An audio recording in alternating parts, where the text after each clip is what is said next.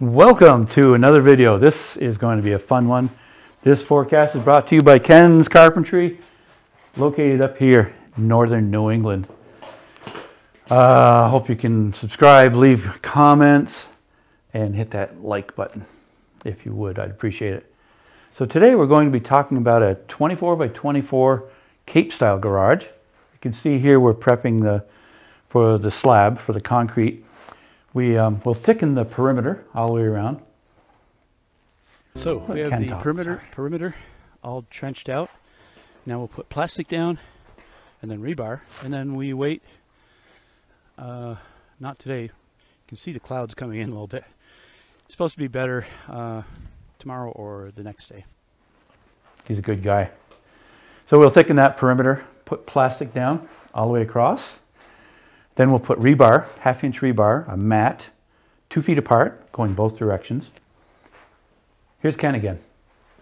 Hey, so the concrete truck beat us before we've got the tent up, but we're going to make it go. So here's the concrete, 3,000 PSI concrete, about 11 to 12 yards, somewhere in there typically. We'll pour that all out, get it smoothed up, and then we go to using a bull float, excuse me. We'll smooth that out. So we're pretty well poured except for this last little bit. This is where you wonder if you've ordered enough concrete. But I think we did. We're good.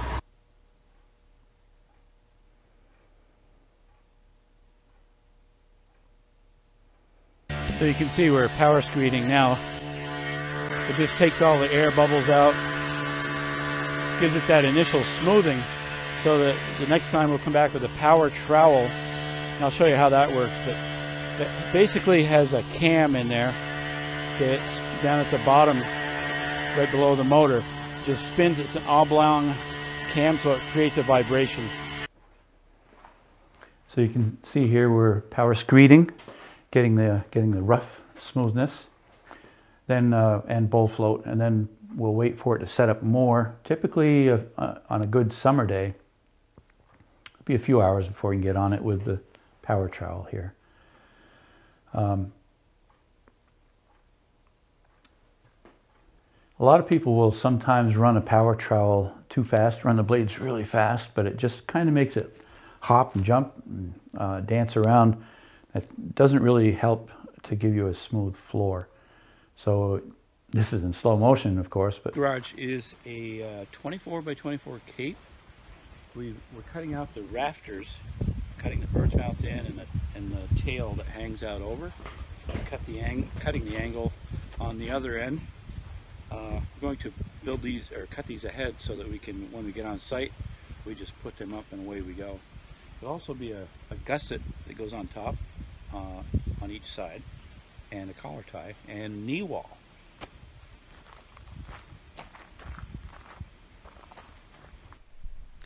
So as you can see, we've kind of laid this out. This represents what the upstairs will be. We're going to now build these the 2 gable end walls. So we'll put that together. It'll be 2 separate sections that we'll put up there. One section will have the window in it, which is dead center. The other one will not, and then we'll put that together, and it hopefully fits when we get there. after we get these put together, of course, they'll go onto the trailer, and then we'll deliver those to the job site and put them together. I did want to mention Cape style garages are $31,700 this year, 2021. That will be adjusted. We'll review the prices. Oh, Ken's saying something. Okay, first one built, first gable end. We'll pick those 2 wall sections up and go stack them on the pile. Let's get another He's quite piece. a talker. Excuse me. Anyway, we will be adjusting the prices as we go along to make sure we're staying on top of the material cost changes. So you can see we put the walls up. We use a level to get that level at some point when we're ready to put sheathing on. So we're ready to start doing wall sheathing. Always use the level. I guess we're set. We did snap a line. We're going to go to the line. Up a little. Yep. Down, down. Yeah. Oh. Usually we nail it flush with this. Then we snap the line and we nail to the line. That way we know it's square. And if the slab is level, this will be level. But we always just kind of double check. Perfect. Did I say perfect? The P word. Okay, so that's 7/16 OSB that we're putting on. This particular job had a 16-foot wide door on the front. That is located on a non-bearing wall. The I-joists across the top span and give it that strength, but we still double that up and put a filler in for added security strength. So we switched back to another garage because it showed the installation of the I-joists a little better. They're 14-inch height I-joists with a 3.5-inch top and bottom flange. We'll put that on. Then there's a rim board that goes around the edge, and then we'll put the 5/8 CDX plywood on the floor upstairs. You can see it's starting to take shape now. You can get an idea of the size. It's really a nice size building. You get a ton of storage upstairs. Really, just that extra 12-12 pitch opens it up to give you a lot of room up there. Now we're onto a different, yet another Cape style garage. Lifting up the walls, we toenail that down into the floor. I'm sorry, into the floor as a piano hinge. So when you tip it up, it won't slide off. You do have to hang on, and the plywood hangs over the edge. So when it comes up, it acts like I don't know what you call it, something to hold it against, so that it's really hard to push it out over. It's really hard. Ready? I'm sure it was a non-windy day when we did that. You can see this one. We clapboarded it, put the window in, finished the fascia and soffit. Everything was done when we tipped it up, so it saved a lot of ladder work going up and down. Here we're putting up rafters. These are, I think they're 2x10 rafters. You know what? I'm going to have Ken explain this.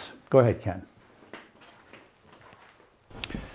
This seems like a good time to point something out. The rafters that we put up, we put a double gusset on the top. Later on, we'll put a collar tie across at ceiling height to tie that in. There'll be a knee wall on both sides to support that. A lot of people like to use a ridge pole. My preference is to do it this way. It's a lot easier just to tip them up rather than working off of ladders and potentially falling, getting hurt. It's the same principle as a truss, so it really it's quite strong when the whole thing is put together. Right now, I don't know if you notice it, there's quite a bit of movement. But once you get the knee walls on, the collar ties across, it's super strong, just like a truss.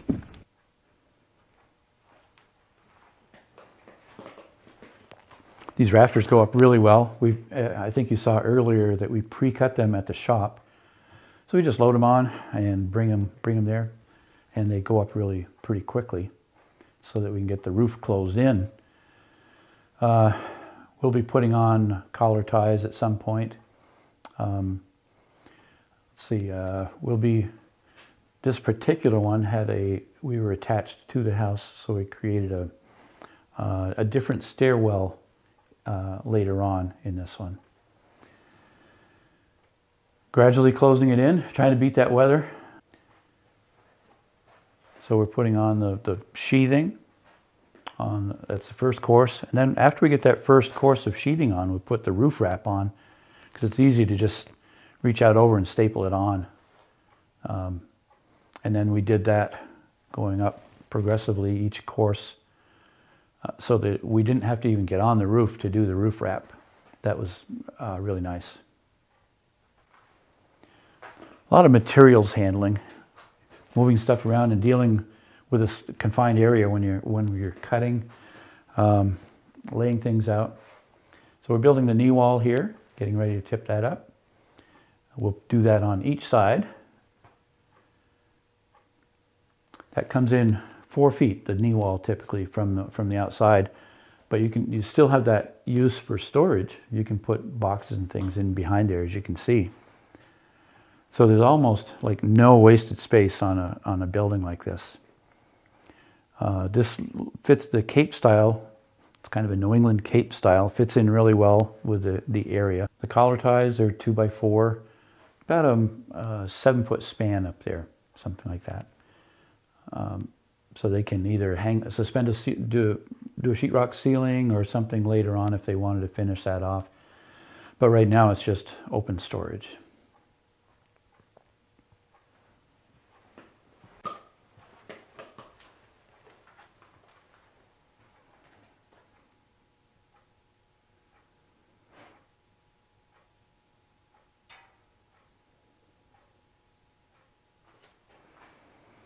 Here we're putting the roofing on. It's I think they're about 19 feet long, those pieces, those sheets. Yeah, 18 feet. We just pull those up, screw them down, and away we go. It goes pretty easily. The sheets are not heavy. The other thing is it gets rid of that snow load as compared to shingled roofing. Metal is definitely my preference for a roofing product. It's very durable, just lasts forever. The next garage we're going to do, or that I'm going to do a video on, is the Gambrel Style. That's the most popular for putting apartments. It just maximizes the space all the way around. Sometimes we'll put dormers on. There's a lot of options that you can do to any style garage that we'll go through. I'll probably show those in another video. I'll show dormers, or what else can you do? Porches, add-ons, things to get the snow away. Here's the stairs we're putting up. 36 inches wide. We use 2x10 stair treads. Here's Ken. Here we are. We're all finished upstairs. This room, the garage is 24 by 24. It's a 2-car. The finished walking area up here is 16 feet wide, 24 feet deep. But you get all the storage up under the knee walls, both sides. So it's nice for boxes and so on. Got it's an 8-foot ceiling. Have the stairwell in.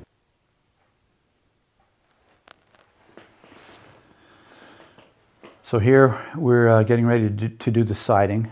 This is spruce clapboard siding, clapboard. When we put the clapboards on that upper gable end, we calculated ahead of time how many inches to the bottom of the downstairs. So we go 4-inch increments, so it was pretty easy to figure that out. We took measurements as we got closer to tying in to make sure that that it would be seamless, that you would not see like a 3-inch, that last clapboard between the upper and the lower. That would look awful. So we made sure that we got that right. Really pretty garage. The windows have a built-in J channels. They're vinyl, so those clapboards slide right in to that, and it dresses it off really well. So here you can see we're sneaking up on it. We're getting ready to close up that space. Little by little, we pull measurements. At this point, we pull a measurement on each course to make sure that we're going to hit that right on. We know it's a 45-degree angle on the ends, so that was easy to cut. And there it goes, that last one. Yep, there we go. Now it's time for the garage door. 16-foot by, this was a 7-foot high garage door, 1 row of glass.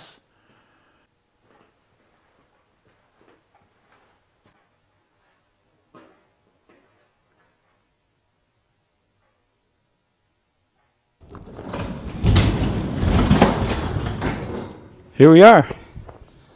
So we are done. We've cleaned up pretty well. Let me give you a little tour around. See what it looks like. See, we've got the side all done. Again, it's 24 by 24 with 8-foot 1.5 ceiling. So there you have it. This upcoming year looks like it's going to be a banner year. We're already, I think I've got contact with 20 people or so. We typically do 15 to 20 garages a year. It's just two or three of us generally working. We just have to stay on top of that pricing situation with materials. Thanks. We'll see you.